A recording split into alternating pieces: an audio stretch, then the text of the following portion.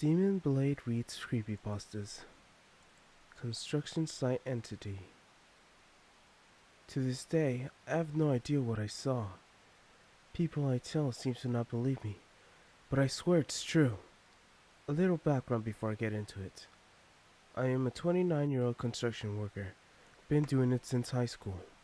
Metalworking and sheetrock mostly. I'm in decent shape, no history of mental disorders in my family. Only problem I have developed over the years is a mild case of tinnitus from being stubborn and refusing to wear ear protection. It comes during times of silence, like when I'm trying to sleep, so I try to keep the TV or fan on to cancel out the ringing. Work was getting very slow where I lived, so I decided to move to Virginia. I was staying with my friend who got me a sweet gig at a local construction company on Norfolk Naval Base. Huge job, 5-story building, complete build-outs of the ground up, good pay, not exactly close to where we were staying, but the drive wasn't so bad as long as I made it before morning traffic. Only thing wrong with the job was the foreman was a complete asshole, always talking down to us workers, in a sort of passive-aggressive tone that made me want to punch him in his face. But as long as we stayed busy, he didn't bother us for too long.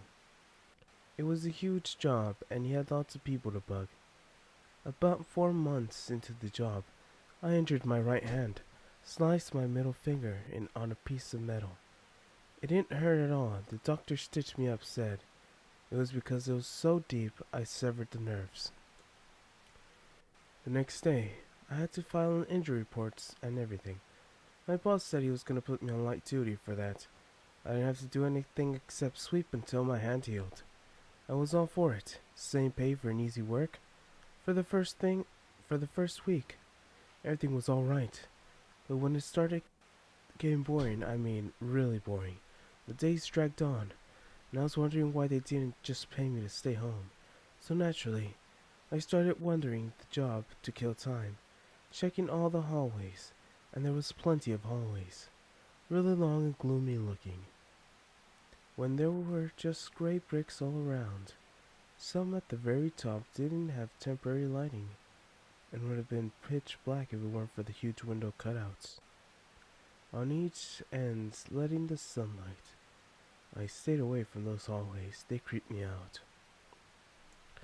One day, I was feeling bored, so I decided to walk around the 4th floor. Most of the work had been finished, and there weren't any trades doing work there at the time, so I decided I had it all to myself. It was around that time I noticed my tinnitus was acting up worse than usual. I figured someone would have had the generator running or something, so I started moving towards the end of the hallway. About 3/4 up of the my way, my ears started painfully ringing.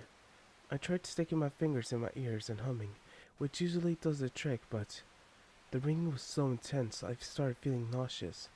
I fell over my hands and knees.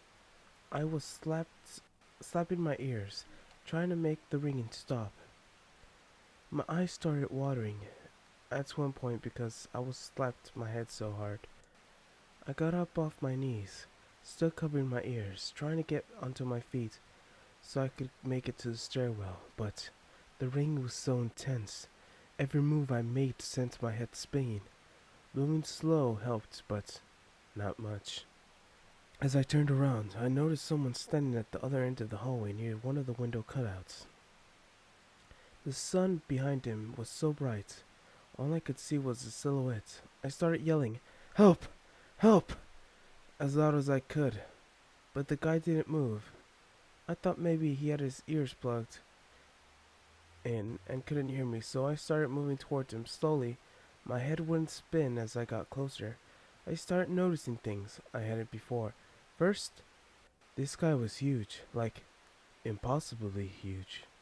His head was small in proportion to his body, and near the top of the window, his shoulders were really wide and high, almost like he was shrugging. His arms were long, hanging down past his weight. waist, and really long fingertips on each hand.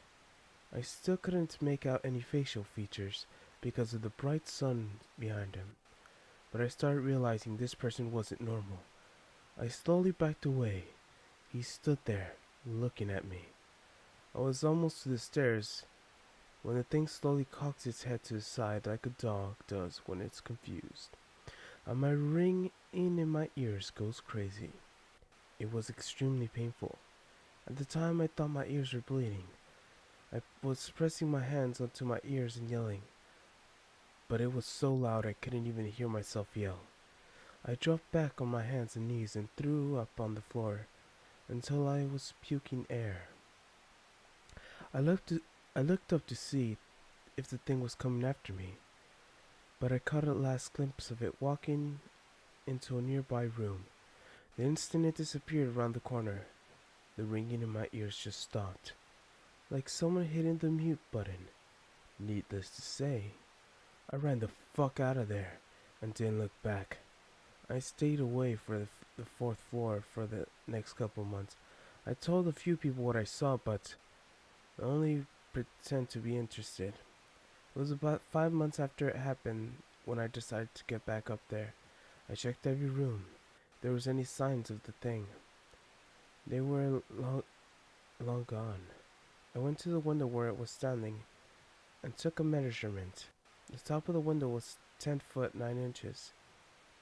I still have my tinnitus, but I have been a few times where I was laying in bed at night and the ring gets painful and I freak out and check every room in my apartment, but it never gets as bad as it was that day.